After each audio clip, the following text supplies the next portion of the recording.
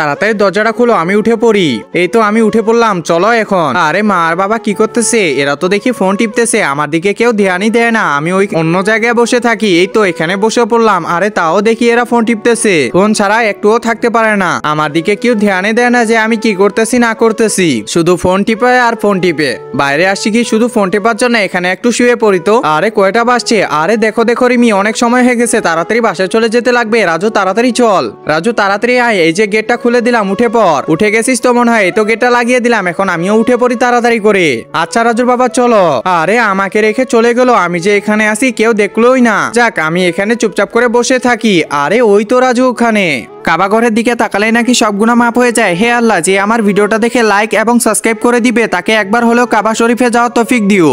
হ্যাঁ গাড়িটা এখানেই থামাও। আরে ওই তো মা বাবা চলে আসতে দেখতেছি। এই যে রাজু, তাড়াতাড়ি গাড়িতে উঠে পড়। আরে এইভাবে বলতেছে, যাক আমি তাড়াতাড়ি গাড়িতে উঠে পড়ি।